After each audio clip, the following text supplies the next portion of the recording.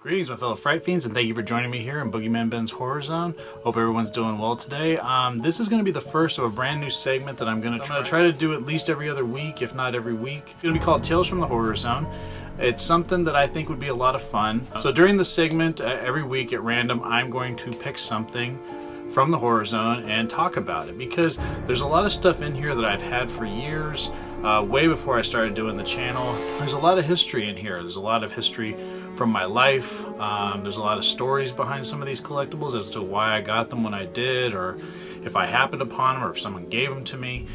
So it's going to be a lot of fun, and like I said, I'm just going to randomly pick stuff. This is going to be completely spontaneous. It's not planned out. I'm going to do it on camera and pick something up and talk about it.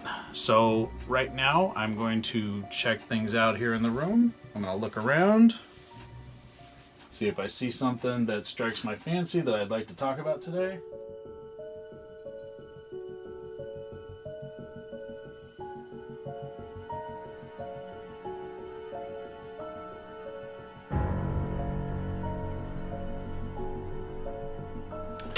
So the item I decided to pick was this Freddy Krueger figure, and this is from Mezco Toys.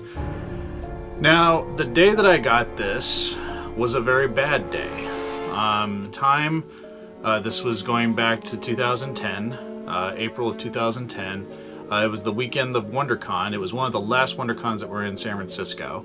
And it was a bad day at work. At the time I was working for StubHub. I don't know if people are familiar with StubHub. My history in terms of my career has been, I've worked for ticketing companies. I worked for Bass Tickets, which became Tickets.com. I worked for Ticketmaster. I really didn't like Ticketmaster, and I had started working there right after I got married.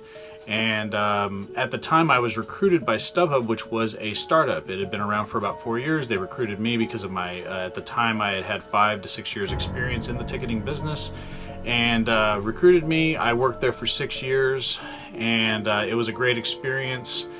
And I actually got my wife a job there. I had my own team. I was manager of cataloging and content on the website. It was a lot of fun. Sad that it ended the way it did, but during this time there was sort of a restructuring in the company, and I lost my team.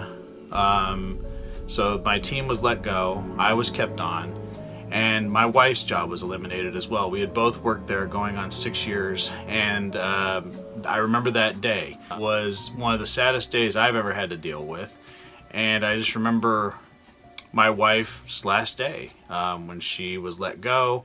I remember her leaving the office and going home because we commuted to the city. And I remember, you know, I just needed to do something. I needed to get out and I was depressed. My team had been eliminated. My wife had lost her job. We had just bought this home. And I just remember I went to the WonderCon and didn't tell anybody I was going. I kind of just left work and went to WonderCon because I needed to get out of there. Bought my ticket.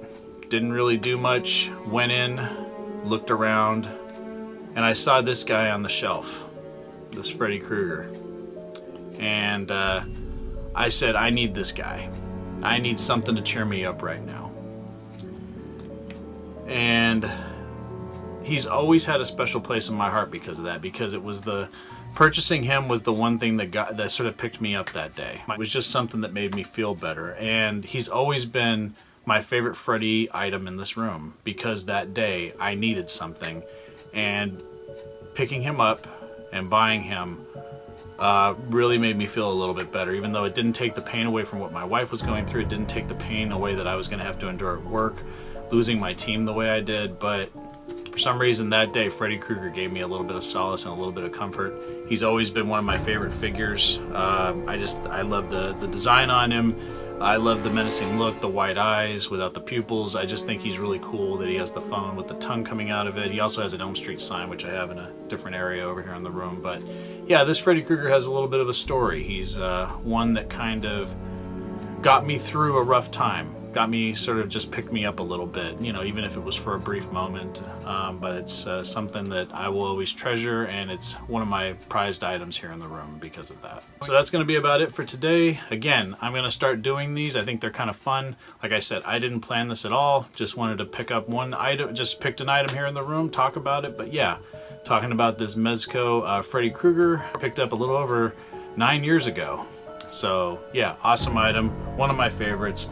And I hope everyone enjoyed this segment. Again, Tales from the Horror Zone, where I pick a random collectible here in the room and give a little backstory on it about how I got it, why it's in here, and how important it is to me. So again, thanks everyone for watching, and stay tuned for some more great videos coming real soon. Take it easy, stay scared as always. I have a Patreon page if everybody wants to help support me. The link is down below.